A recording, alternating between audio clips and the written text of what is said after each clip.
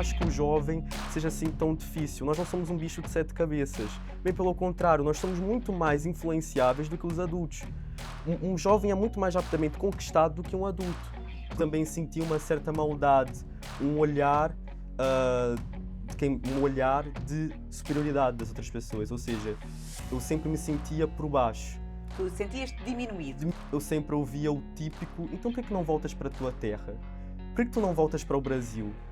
Então eu sempre tive tive de me condicionar muito, a minha personalidade teve de ser muito moldada, e não teve de ser, foi naturalmente, não é? Sentiste a vestir Sim. uma espécie de um colete. De um não é? colete. Claro que não eram todos os professores, porque já havia professores que já estavam mais habituados. Mas até os professores Até os diminuíram, professores, de alguma sim, forma? diminuíram no sentido de não acreditarem muito nas minhas capacidades.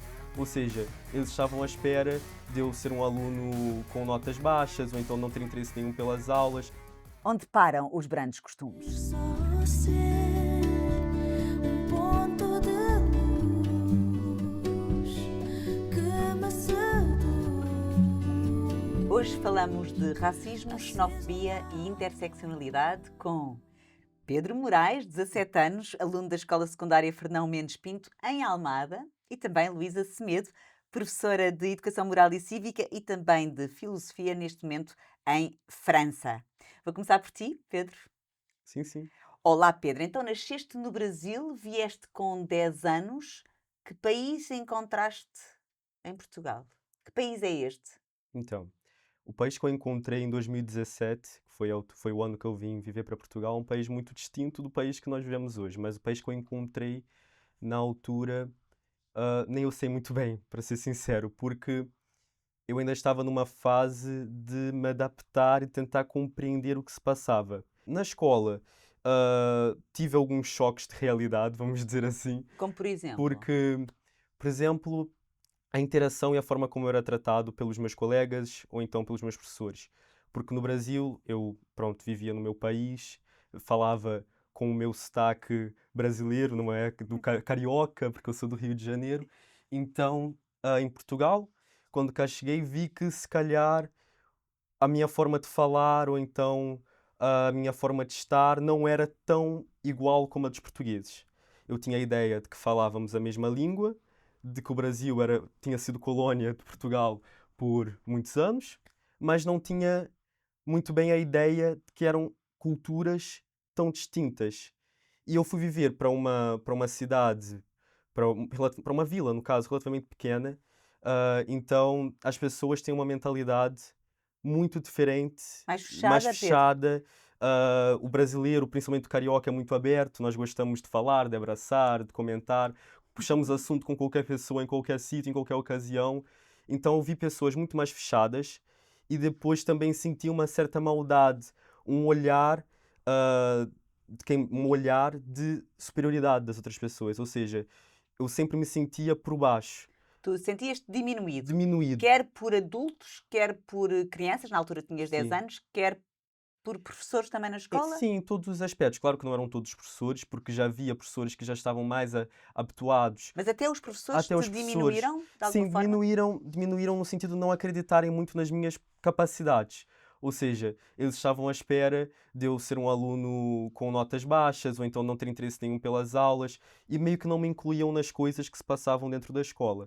Então eu sempre me sentia um bocado fora do ambiente, desambientado e desenraizado também, justamente por causa disso. Então, por exemplo, quando eu colocava alguma dúvida, podia sempre vir alguma piada de um professor sobre o meu sotaque, ou então quando um colega meu, quando eu queria falar sobre alguma coisa de Portugal, Portugal tem esse aspecto, assim, às vezes nem era uma crítica, às vezes era só mesmo uma coisa que eu tivesse achado engraçado, ou então Uhum. algo interessante no meu ponto de vista, eu sempre ouvia o típico: então por que não voltas para a tua terra? Por que tu não voltas para o Brasil? Então eu sempre tive de me condicionar muito, a minha personalidade teve de ser muito moldada, e não teve de ser, foi Tu naturalmente, não é? sentiste a vestir uma Sim, espécie de um colete, de um não é? colete. Para te moldar. Sim, tive de me moldar muito, por ser uma pessoa que, enfim, tem um olhar assim muito, consegue perceber as coisas e saber onde é que eu sou bem-vindo, onde é que eu não sou bem-vindo. Para eu perceber que eu não era muito bem-vindo naquele ambiente, eu tive de me moldar, ah, aos desejos ou então às expectativas daquelas pessoas. Sim. Ou melhor, para superar as expectativas daquelas pessoas, porque se calhar as expectativas que eles tinham era um aluno ou então um jovem sem capacidades, sem Isso é o quê? É o potencialidades. preconceito já de é um imigrante, vem do Brasil, portanto tem que ser pobre, menos instruído, menos interessado, com Sim. insucesso escolar. À partida era isso logo que estava na cabeça das pessoas. É isso que tu sentiste? Exato, é essa ideia de o brasileiro que vem para cá, ou então não só o brasileiro, mas a maior parte dos imigrantes em geral, trabalham ou na construção civil, os homens na construção civil, as mulheres nas limpezas, e é um povo muito iletrado. É a ideia que se tem. Ou então são os muito, muito, muito ricos Sim, ou brasileiros. exato, não há uma pessoa que tem uma vida normal no Brasil, não pode, de hipótese alguma, mudar de país. Como assim tu vais mudar de país? Porque quando me perguntavam por que mudaste para Portugal, eu dizia, porque a minha mãe tinha a ideia de fazer um mestrado aqui, fez um mestrado entretanto, e também por ser uma vontade de sair um bocado do Brasil, conhecer novas culturas, as pessoas não Mas tu és de classe acreditavam. média, portanto era Sim, estranho exato. para as pessoas. Era estranho ter uma pessoa de classe média no meio melhor, uma pessoa de classe média que decidiu sair do seu país por vontade própria para vir para cá, porque a vida no Brasil, se era boa, por que estás aqui a fazer, se a tua vida era Olha, boa? Pedro, e como é que se sente a xenofobia? Como é que se sente no corpo, no coração, na cabeça? Como é que se sente? É uma quebra de expectativas, porque nós não estamos à espera de receber isso. Então, o nosso cérebro ou o nosso coração, nem sei muito bem o que é que está ali a funcionar. Estão os dois a funcionar, mas não sei o que é que está ali a Sim. influenciar mais, o que está a sentir mais. Meio que tem ali uma falha. Como assim? O que é que se está a passar? Por que que me estão a tratar desta forma? Por que é que eu sou diferente? Então é primeiro um questionamento que depois de muitos episódios acabam infelizmente por se transformar infelizmente ou felizmente, não é? Numa vontade enorme de mudar a situação e de pôr essas pessoas nos lugares delas, E nos ficas devidos agressivo lugares. na tua resposta? Tu és daquelas pessoas que reages com agressividade Hum, ou reages com uma capacidade de explicar No às início, pessoas que a ignorância. sim, quando eu tinha 10 anos, eu não tinha capacidade Sim. nenhuma de argumentar. Então eu simplesmente me reduzia a minha insignificância. Ficava em silêncio, não dizia nada, saía, chorava muito em E hoje, casa. com 17 anos, como é que Com fazes? 17 anos, eu ainda ouço muitas coisas, ouço menos também, porque já está mais adaptado à cultura, ou então está mais formatado aos ideais e, enfim, ter um E o comportamento. sítio onde tu estás, a Almada, também O deve ser sítio, sim, mais. Almada é muito mais. Pois, até para mim foi um choque depois de 2 anos a viver numa coisa assim, uma cidade muito pequenina, passar para uma cidade enorme. Foi um choque ver ali aquela diversidade que eu não via desde o E a Almada Brasil. é a Sim, diversidade, não é? Almada é a diversidade. Então foi algo positivo neste aspecto, Certo? porque realmente eu tive ali uma mudança completamente de ambiente que me ajudou muito. Mas nos dias de hoje, agora com 17 anos, ah, acaba por ser muito diferente a forma que eu posiciono a xenofobia e a forma como eu respondo, porque agora eu aprendi a responder. Mas isso foi depois de ouvir muito da minha mãe em casa. Pedro, tens de aprender a te defender. Pedro, tens de saber falar. Pedro, tens de fazer assim. Porque eu sozinho não era capaz. Então depois, se calhar se eu ouvisse um comentário, se calhar se eu ouvir agora um comentário xenófobo, eu não vou reagir da mesma forma que eu reagia com 10 anos. Eu vou Agora já simplesmente me tens uma. defender. Certo? Eu tenho argumentos, eu sei de dados estatísticos que podem E até sabes desmontar. que é uma diferença Sim. enorme entre ser turista e ser. E ser imigrante e ser refugiado também. De onde é que vem este preconceito, Luísa? Onde é que nasce o preconceito? Isto é uma pergunta complicada. Existem livros sobre a questão, pelo menos em relação ao racismo, por exemplo, e em relação à xenofobia. De todas as maneiras, desde há muito tempo que há esta ideia de que os grupos se protegem e que se protegem dos grupos que sejam exteriores ao grupo, não é? Uhum. E depois há construções que foram feitas, como por exemplo a questão do racismo, em que houve mesmo um momento, nós podemos, pela história, ver um momento em que a raça foi de facto construída e em que se passou a dizer que aqueles são inferiores, aqueles são superiores, baseados em critérios que são critérios Nada que, científicos. exatamente, que não Exato. fazem grande sentido. E então, sim, há esta construção Mas que é medo? É o medo da diferença? É o... Hum, pode ser, ou seja, há uma parte de medo, mas que é construído para basear os comportamentos racistas. Ou seja, para se poder ser racista, apesar de tudo, é mal visto e, portanto, tem que se encontrar uma justificação. E a justificação, muitas vezes, é tenho medo, Da vão-me fazer diferença. mal, vão-me atacar, muitas vezes é isso. E quem está de fora, pode dizer que é ignorância? Hum, é difícil falar da questão da ignorância, porque há coisas que são, por exemplo, quando vamos à questão da escravatura, não podemos dizer que as pessoas que estavam a escravizar outras não viam que havia sofrimento ali. É impossível não verem sofrimento. Podem achar que é um sofrimento que aquela pessoa deve sofrer, mas não podem dizer que não estavam a ver que estava a sofrer. Que Exatamente. isso é válido Portanto, até para os nossos animais, nós vemos se eles estão a sofrer ou não, quanto mais para pessoas humanas. E, portanto, não se pode dizer que é ignorância. o tema é racismo, xenofobia, interseccionalidade, que muitas pessoas nem sabem o que é que quer dizer, mas que veste na pele a Luísa. Esta Sim. palavra comprida. Sim, é verdade. E Eu então? sou assim um exemplo de interseccionalidade. Porque? E, portanto, a interseccionalidade é o facto de haver uma sobreposição de vários tipos de opressão, de discriminação. E, portanto, ou seja, no meu caso, é o facto de ser mulher, de vir de uma classe pobre, de ser bissexual, de ser racializada, de ser imigrante, ou seja, há aqui todo um... Faz o pleno. Faz o Sim, pleno. sim, sim. E então são fontes de discriminação que se sobrepõem e que pronto, e que fazem assim um todo que é, por vezes, é complicado de gerir. Mas nessa sobreposição, existe uma hierarquia? Sim, pode existir uma hierarquia no sentido, depende do sítio onde estamos, não é? Ou Qual o seja, fator que mais ou seja, por é exemplo, o facto discriminado? de ser mulher é algo que é muito, que é muito presente, não é? Aí E eu compreendo. sim, que é muito presente porque é, pronto, é metade, metade mundo. da humanidade que sofre disso. Depois, a questão racial é visível, portanto, também é algo que é importante. A questão da bissexualidade não é logo visível, mas justamente porque não é visível, por vezes nós ouvimos coisas porque as pessoas pensam que estão a falar, Com pessoas normais. podem dizer o que quiserem e, portanto, acabamos por ouvir aquilo que não queremos. Ou seja, depende do contexto. É professora de Educação Moral e Cívica e também de Filosofia. Acha que os programas curriculares de hoje, atuais, ajudam a combater o preconceito ou são de facto as pessoas, e neste caso os professores ou as professoras, que o podem fazer em sala de aula? Sim, eu acho que é um todo, de todas as formas. Os programas em si ainda têm uma vertente bastante moral e ética, que vem, pelo menos em França, da Declaração dos Direitos Humanos e desta ideia de que a França é o país dos direitos humanos, portanto, ainda está presente. Aliás, em quase todas as salas de aula está na parede a declaração, mas as palavras não são tudo, não é? É preciso também haver prática. O facto de ter nascido no bairro da Serafina empurrou-a para esta profissão de professora, porque é de facto uma professora especial e por isso está aqui no podcast de Ponto de Luz. É daquelas professoras que pode salvar vidas, como eu acredito. Foi essa a razão, ou seja, num bairro difícil como o bairro da Serafina? O bairro deu-me primeiro a noção de que iria fazer o mesmo trabalho que os meus pais, que era trabalhar na fábrica.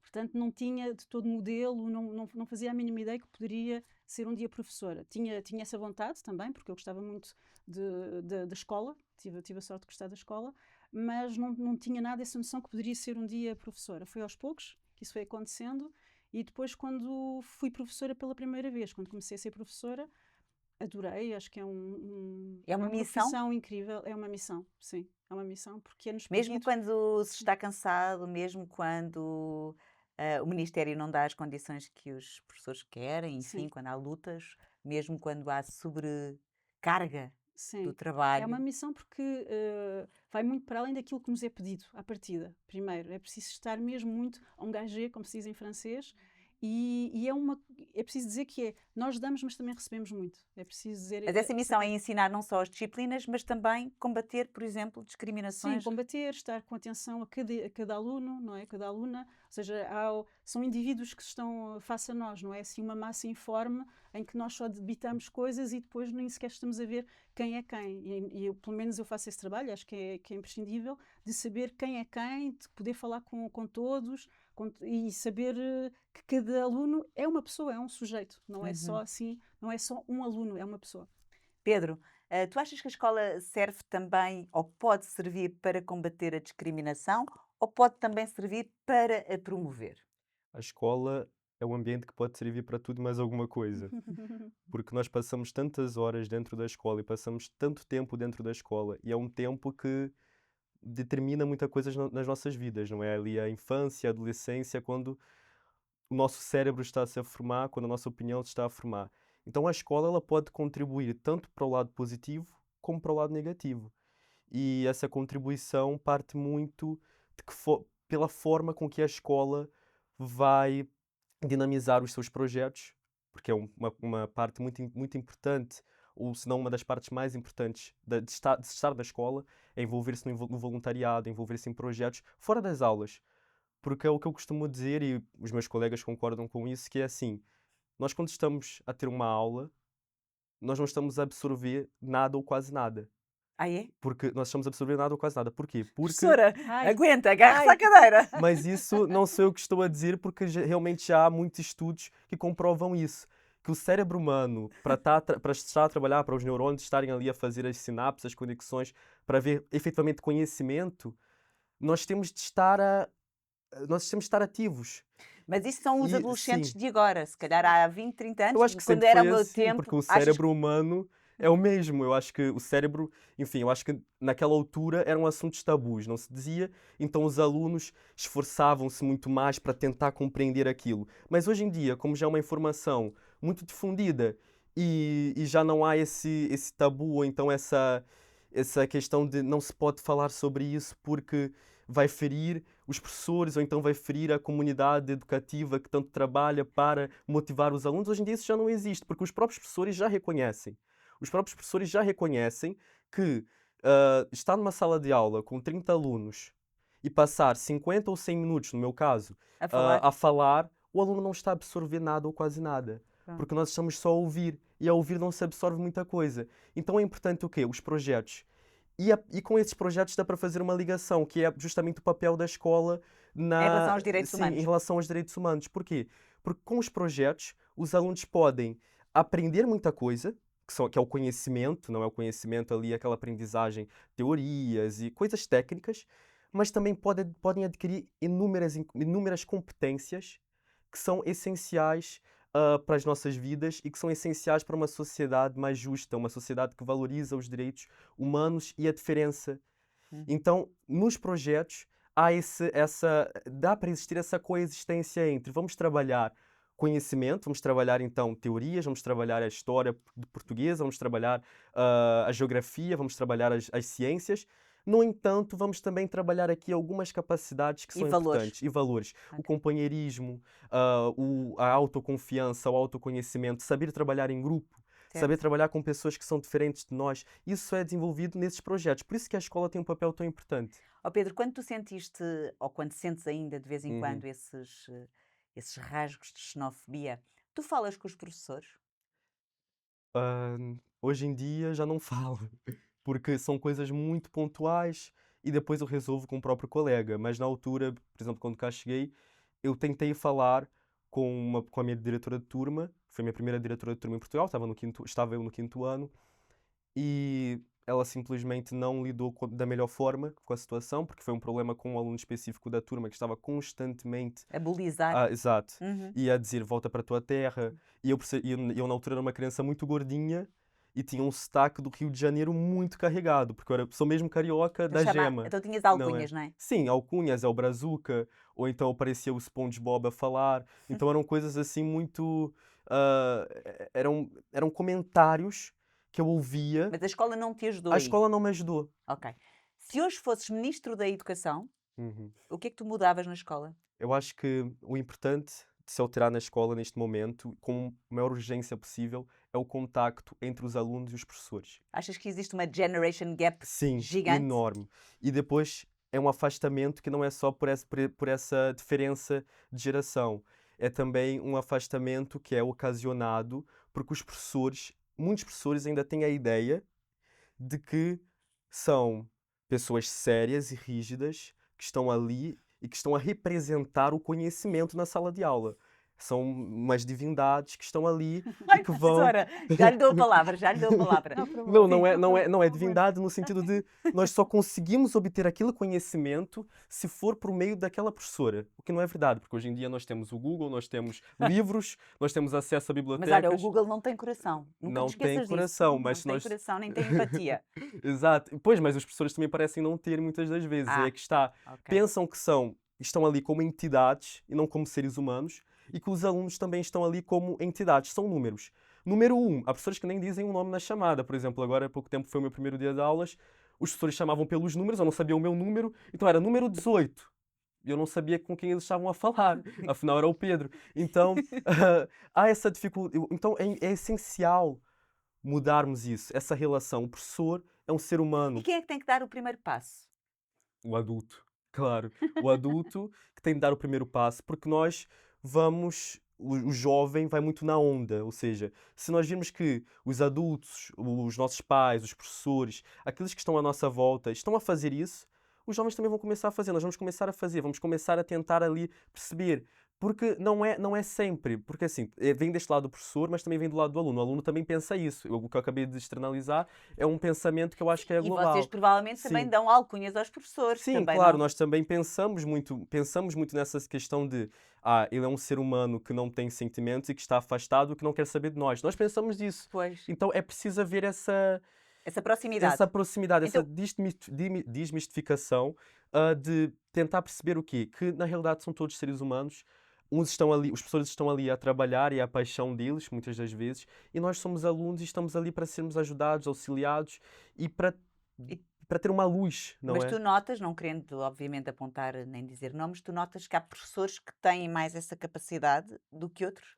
Sim, eu com certeza, mas isso também não quero aqui generalizar, mas é mais fácil um professor mais jovem ah, ter uma boa relação com os seus alunos do que um Mas professor que olha que há já. casos de pessoas muito Sim, mais velhas que exato. Por também exemplo, a minha conseguem. professora assim favorita é uma professora que já dá aulas há 40 anos, Ah, não é? mas- Mas eu estou a dizer que, regra geral, ok. os professores mais jovens são mais ali amigáveis porque estiveram na escola há menos tempo, então ainda se lembram da altura em que eram alunos. Olha, e tu sentes-te ouvido com 17 anos?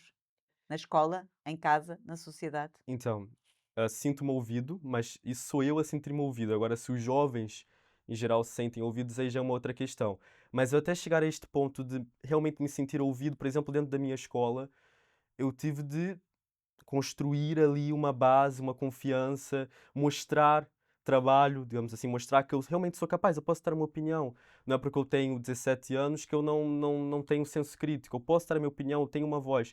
Então, mas isso, para chegar a este ponto, houve ali um trabalho a passos de formiguinha até realmente ser ouvido, até realmente estar em espaços, ocupar espaços que me permitissem falar abertamente e dar a minha opinião. Isto não é para todos, não é uma coisa Ok. que se E entre constrói. vocês partilham opiniões? Tu sentes que os jovens, e estamos aqui sempre a generalizar, não é?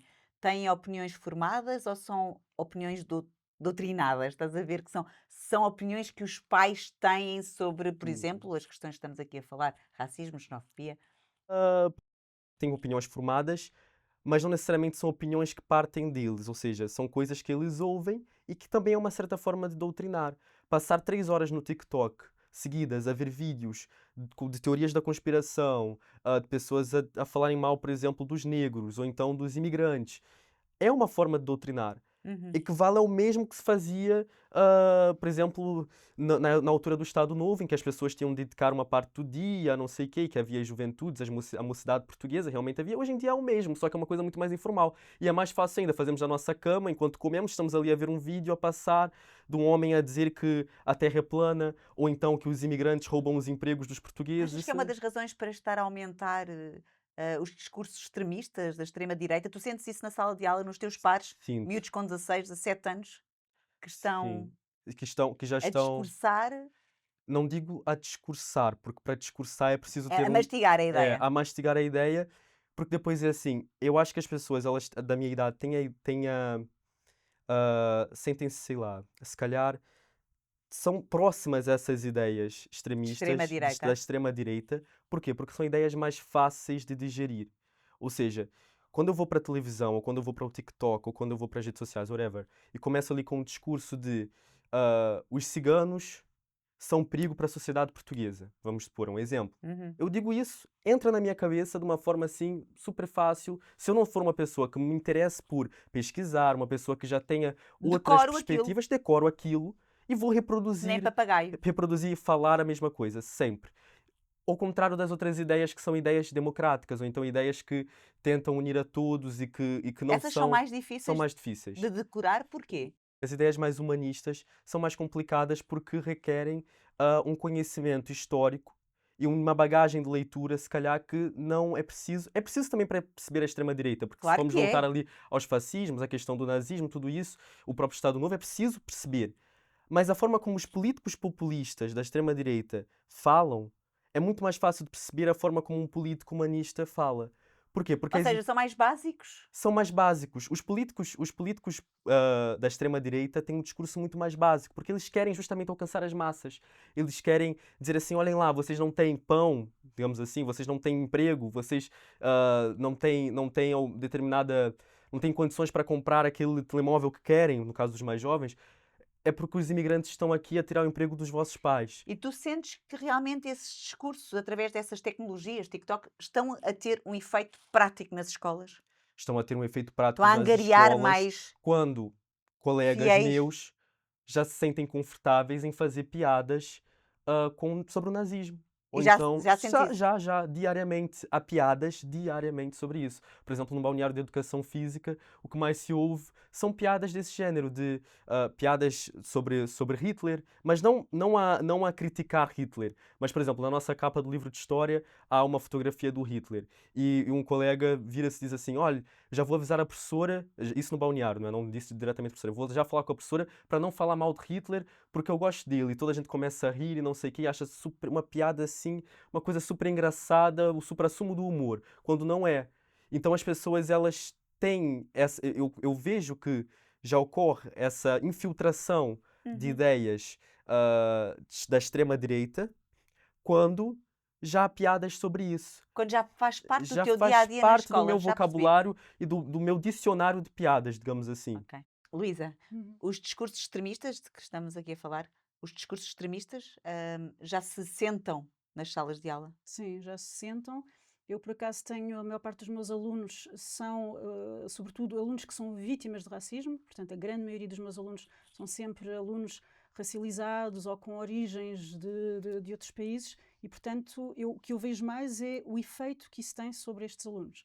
E Alunos, qual é o efeito? o Eles efe- ficam mais agressivos, eles reativos ou diminuídos? eu diria que ficam com medo, ficam com medo. Ficam com medo, têm medo por eles, têm medo pela família, têm medo pelos pais, pelos avós. Quando há assim um discurso, por exemplo, quando há uma campanha eleitoral, por exemplo, as presidenciais, e há discursos que dizem quem é que são os verdadeiros franceses, quem é que são os falsos franceses, o que é que vamos fazer, vamos dar preferência nacional a uns e a outros. Isso aconteceu aqui. Quem são os Isso- verdadeiros portugueses, quem são os Sim, falsos exato. portugueses? Ou seja, os alunos eles percebem que que pode haver consequências práticas na vida deles, na vida dos pais, da família, e portanto o que eu vejo mais é o medo, sem dúvida. Depois temos alguns alunos que sim, que vão ser sensíveis a estes discursos da internet, e aqui uma coisa que é preciso dizer é que quando se está a ir pelo racismo, a xenofobia, etc., não é só a questão do outro é inferior. O facto do outro ser inferior faz-me a mim superior. E é por isso também que são discursos que são atraentes. Ou seja, quando tu dizes que é mais atraente, não é? Que é mais sedutor o discurso da extrema-direita, é porque o discurso da extrema-direita traz isso. Ser humanista e ser pelos direitos humanos é nós somos iguais, não é? E Sim, penso exato. que nós já estamos por isso. Sim, porque Mas para algumas pessoas é muito atraente sentir-se superior. E a extrema-direita vai tocar nesse ponto, que é um ponto fulcral, que é de fazer dessas pessoas. As outras pessoas vão-vos fazer mal, eles vão vos agredir porque são selvagens, porque são menos inteligentes, porque isto e aquilo, e porque, por exemplo, às vezes têm inveja de vocês. Pronto, o que eu sinto é que não E já se existe. deu ao trabalho de ver essas mensagens, por Sim, exemplo, desses vídeos? eles próprios mostram-me. Portanto, E então, e como é que elas são o feitas? que eu sinto é que eles não têm uma educação às redes sociais e, portanto, Literacia digital, não é? exatamente, seria algo a desenvolver e que eles são muito sensíveis ao que lá em França nós chamamos de confusionismo, que é uma espécie de Confusão. não é? Uma confusão ambiente em que uma pessoa que vai fazer um vídeo YouTube é uma pessoa que normalmente é muito carismática, que tem assim muitas coisas para dizer, que está muito convicta do que está a dizer e que vai dizer dois polos completamente diferentes, que vai começar por algo que parece humanista, do estilo, sim, vejam aquilo que nós fizemos na colonização, nós fomos lá, fizemos mal, etc, etc. E por isso é que estas pessoas estão a vir e parece humanista para acabar o discurso com mas eles vêm cá para violar as mulheres e para fazer isto, isto e isto, e eles têm é que ser enviados para o seu país. E depois quando vamos ver a biografia de certas pessoas, porque eles não dizem logo, fazem ou fizeram parte de grupos de extrema-direita, por vezes até bastante violentos. Então, e os seus alunos ficam confusos, não sabem para Ficam, que lado é que exatamente. devem Exatamente. Eu, por vezes, eles dizem assim, passar uma aula, deve-se passar uma aula a tentar sim, eu faço desconstruir um trabalho sobre isso, justamente, porque me parece absolutamente fulcral falar sobre mais do que se sobre calhar essas dar o questões. currículo. Sim, vezes. mas pode entrar, porque nós temos a noção da verdade, por exemplo, no currículo e, portanto, entra perfeitamente. A sua disciplina até Sim, dá, sim, sim. noutras se calhar não A dá. minha disciplina permite, e permite também, já agora respondo aqui ao Pedro, Certo. permite também que os alunos possam ser bastante ativos com debates e com reflexão sobre vários Mas nem temas. todas as disciplinas permitem, não é? Pois. A sua tese de doutoramento é sobre ética e empatia. Acha que são valores que estão em vias de extinção? Acho que são valores, em si são valores que são essenciais e que são universais e que estarão sempre de alguma forma aqui, porque é a nossa forma de nos relacionarmos uns com os outros. E agora parece, por vezes eu tenho medo de ser atacada por estar a falar de direitos humanos como se fosse algo de muito político, muito politizado e que É estou a ser ideológico. woke ou estou a ser Ideológico e muito com um ideológico. interesse por trás, é isso? Exatamente. E então, E então como é que, isso é uma como é que se isso é uma faz grande isso? Como é que mudança. se dá a volta a isso? Eu faço resistindo, ou seja, continuando a fazer, continuando a achar que é um discurso que é bastante importante, a questão dos direitos humanos, independentemente se houver pais que não estão contentes ou a direção que não estiver contente, mas E continuar tem a que fazer ser a criativo, missão. utilizar outras palavras, se calhar? Como é que se faz, professora? Como é que os conquista Sim, a eles? eu tento adaptar também aos discursos de hoje, àquilo que se fala hoje, não é? Ainda por cima tenho a sorte de ter filhos também, portanto, Certo. eu, nesse sentido, ou seja, tenho acesso a essa geração e tenho acesso àquilo que eles veem, àquilo que eles consomem. Porque os meus filhos também fazem algo muito similar. E, portanto, adapto de alguma forma, sim, o discurso e também parto muito deles. Lá está. Há toda uma parte, para mim, que é muito importante enquanto professora, que é de ouvir os alunos e aquilo que eles têm para dizer. Ouve-se poucos alunos, Eu acho que sim. mas às vezes as Ouve-se pessoas pouco. não têm tempo Pois também. não, pois não, é isso. Eu acho que é o que faltou aqui um bocadinho, que é a questão do contexto. Como é que os professores hoje em dia Estão hoje cansados. exercem Sente os exercem o professores trabalho. cansados. Sim. Sim. Há uma parte que é a gestão Sobrecarga. Sim, sobrecarga. Há uma parte que é a gestão simplesmente da turma, que é uma parte que é complicada. A gestão da disciplina, por exemplo. Não é assim tão simples como isso, por vezes, e então cansa. Claro. A burocracia também que os professores Sim. portugueses têm em cima, terem de tratar sobre assuntos que não têm muito a ver com dar aulas, têm de tratar sobre problemas fora, externos, papelada em que têm por cima, então não dá tempo de estarem ali tão preocupados com estes outros assuntos que são muito importantes. É o que Sim. acaba por E acontecer. tu focaste uma ideia que é muito importante, que é uma grande mudança de geração, que é antigamente quase a nossa única fonte de informação e de conhecimento era a escola, de Sim, facto. nós ficávamos calados a ver os Sim, professores, mas mesmo que era, fôssemos mais ou menos rebeldes, mas mas não era a escola. tínhamos E esta agora não. rapidez. Mas isto que o Pedro fala também tem a ver com os hábitos. Eles estão muito habituados a verem coisas muito rápidas, não é? Sim, exatamente. O tempo de Portanto, atenção é outro. Sim, sim, vocês sim, também sem não dúvida. devem ser fáceis porque estão sempre ligados aos telemóveis. Eu sinceramente acho que nós não somos assim tão difíceis, porque pelo menos o que eu sinto na minha turma é a mudança de comportamento que vai variando dependendo do professor. Se nós temos um professor com uma personalidade muito rígida, que só passa a aula toda a escrever no quadro ou então a ler o manual, ninguém vai prestar atenção no que ele diz e não vai haver nenhuma troca sentimental nem nada. Não vai haver empatia. Sim. Mas agora, quando nós temos um professor que chega na sala de aula, tem uma professora, por exemplo, que se senta em cima de uma mesa e começa a dar a aula e fala e dá exemplos e conta histórias da sua vida, nós ficamos assim quase que hipnotizados. Porque parece que está mesmo a falar connosco como se Fossem importantes. fôssemos importantes, exato, como se nós fôssemos importantes. E falta isso. Ok. Falta mesmo isso. Há professores que passam o ano todo a falar dos exames nacionais, a falar dos conteúdos programáticos para a sua disciplina.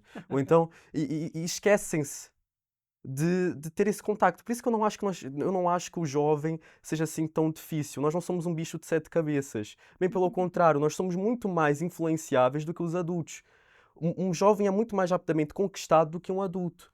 Porque por nós estarmos mais abertos e por ainda não termos o cérebro completamente ali formatado e tal, fechado, nós ainda podemos absorver muita coisa e ainda estamos muito abertos à Então, diferença. às vezes, pensas que os professores já estão a desistir de vocês? Eu acho que desistir é uma palavra muito forte. Eu não sei se eu acho que eles não estão a desistir. Eles simplesmente têm essa ideia de que nós somos um bicho de 7 cabeças. Da mesma forma que há alunos que têm medo dos professores, eu também sinto que os professores têm medo dos alunos.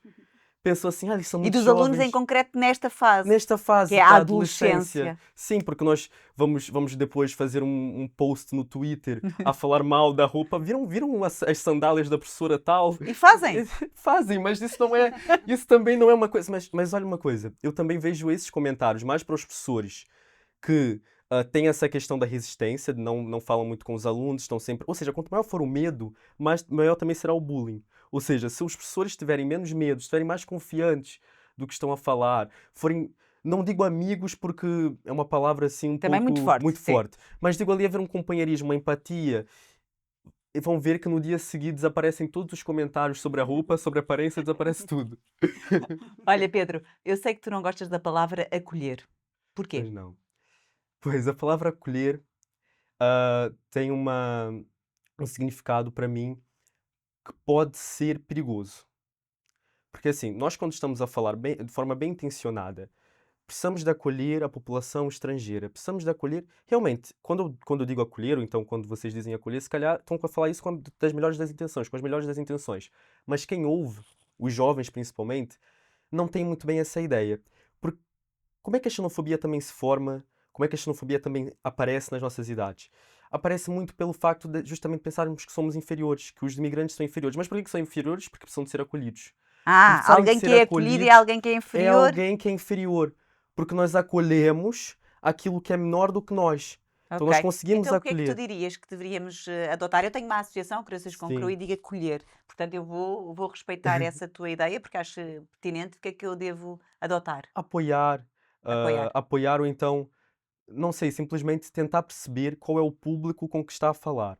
Se está a falar com os jovens portugueses sobre a imigração, sobre os Não refugiados, posso não dizer pode acolher. usar a Muito palavra bem, acolher. Pedro. Sim, senhor.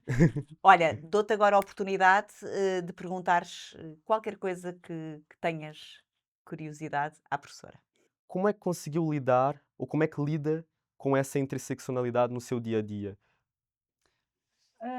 Lido como se fosse uma naturalidade, porque já nasci assim, praticamente. Ou seja, muito cedo, tu falaste do teu primeiro confronto com a xenofobia, Uhum. e é muito como, porque tenho a impressão, eu tenho a idade da mãe dele, praticamente, e eu tenho a impressão que nada mudou. Ou seja, tu, quando estavas a descrever o que era a xenofobia para ti e como a viveste pela primeira vez, foi muito parecido com aquilo que eu vivi quando era muito miúdo. Ou seja, nós quando estamos em casa temos a impressão que o mundo é ideal, é a família, não é? Neste caso a minha mãe branca, o meu pai negro, portanto a questão do racismo não estava presente, e quando vou pela primeira vez para uma situação de sociabilidade, de repente ouço preta, por exemplo, preta vai para a tua terra. Frases desse estilo em que de repente tu não sabes exatamente aquilo que tu sentiste, ficas numa espécie Ainda por cima, no seu caso, estava mesmo na sua de terra. Sim. perplexidade, exatamente. Ficas numa situação de perplexidade em que tu nem sequer sabes muito bem como reagir. Vai vir muito mais tarde, como para ti, vem muito mais tarde a maneira de se defender. E mesmo assim, ainda hoje, posso dizer que por vezes ainda é tão violento, por vezes, que ficamos neste estado de perplexidade sem saber o que dizer, de tal forma não estamos à espera, não é? Desse contexto. Portanto, foi ir gerindo. Para mim, eu tenho a impressão que sempre foi assim, a minha vida sempre foi assim, sempre foi neste misto de vários tipos de opressão e de nunca me sentir mesmo num sítio em que eu possa dizer assim, neste sítio, eu estou num sítio seguro. Hum. Não sei o que é isso, na verdade. Então vamos aproveitar este tempo que ainda temos para fazer a diferença. Eu acho que aí é que está, é continuar a falar, é não nos deixarmos levar, ou então acreditar que a extrema-direita está a crescer muito, sim, sim senhora, está a crescer muito, mas agora o humanismo também pode crescer muito. As ideias relacionadas com os direitos humanos também podem crescer muito. Porque da mesma forma que essas ideias da extrema-direita são muito ressuscitadas de outras alturas, nós também podemos ressuscitar outros ideais que estão um bocadinho apagados e que foram que houve tanta luta durante o século XX, principalmente pelo direito das mulheres, pelo direito das pessoas negras. Então nós podemos voltar a pôr isso como pauta no nosso dia a dia. É o ponto de luz. Boa, Pedro. Sim. Professora, quer acrescentar alguma coisa? Sim, quero dizer que apesar desta parte um bocadinho negativa que eu acabei de dizer, há de facto uma mudança enorme. A mudança enorme para já é falar destes temas, é trazer palavras. Eu lembro perfeitamente do momento em que começou a aparecer a palavra racismo. Eu, quando era jovem, a palavra racismo não existia praticamente. Lembro perfeitamente ela começar a entrar no espaço público. Só se sentia. Não se sim, sabia o que claro, era, já mas sentia-se no exatamente. corpo, não Mas é? o Na facto cabeça. de haver palavras e de se começar a falar sobre isso, e é preciso também dizer que a extrema-direita e estes movimentos de reacionários, masculinistas, nós não falamos muito sobre isso, Sim. mas imagino que vocês também têm esse tema. Temos. Têm esse tema, também é uma reação justamente aos progressos que foram feitos. E o que é preciso fazer é, de facto, continuar a resistir e ser criativo, ir buscar os jovens, justamente, para continuar esta Ou seja, luta quando dos fores jovens. Ministro da Educação, não te esqueças aulas de literacia digital e aulas de empatia. Tudo bem? Pode deixar. Agora um presente para os dois. Muito obrigada. Muito Obrigada. obrigada. Isto se calhar já escreves o próximo. Está bem com a minha ajuda? Muito obrigado. Muito obrigada aos dois. O Músico Carlão responde à pergunta: o que gostavas que te tivessem dito na escola sobre racismo, xenofobia e interseccionalidade? Primeiro gostava que me tivessem dito que não é verdade. Eu não sou menos pessoa, não sou menos inteligente, não sou menos capaz do que o outro. E às tantas, de tanto ouvires informação nesse sentido, uma certa cartilha que havia muito nessa altura em que eu cresci, mesmo perpetuada pelo ensino, onde era explicado que os portugueses e a Europa eram civilizados e foram trazer a luz para a África e cuidar dos selvagens. Essa mensagem que sempre passou e muito forte fazia-te acreditar um bocado nisso. Claro que o lado da escravidão e todas as atrocidades que foram perpetuadas pela velha Europa sobre a África não entravam nessa narrativa, não é? E então, sim, eu durante algum tempo questionava-me, será que eu sou menos do que os outros? Será que é mesmo assim que o mundo é feito? E que eu de facto nunca vou ser capaz de grandes coisas como o outro é? Em relação à interseccionalidade, de uma forma muito diferente daquilo que é o mais comum ouvirmos falar, para mim foi muito estranho perceber que não me enquadrava num tipo negro, branco. Era uma mistura bem visível na cor da minha pele, um bocado clara, e durante muito tempo sofri um bocado com essa ideia de não pertencer a um grupo específico e não ser bem aceito, portanto, por nenhum deles. Até que, depois de algum tempo, percebi que era apenas bom ser uma mistura de referências, de sangues, de culturas diferentes, que só tinha a ganhar com isso e que era uma razão de orgulho. Portanto, gostava que me tivessem dito isso também. No nosso país, 1.200.000 pessoas já foram vítimas de discriminação por pertencerem a um determinado grupo étnico, por causa da sua cor da pele, pela sua orientação sexual ou pela sua origem. 14% dos estudantes do ensino básico e secundário são migrantes. Na escola, o que é que pensam professores e alunos? Ponto de Luz, um podcast que tem o apoio da Missão Continente.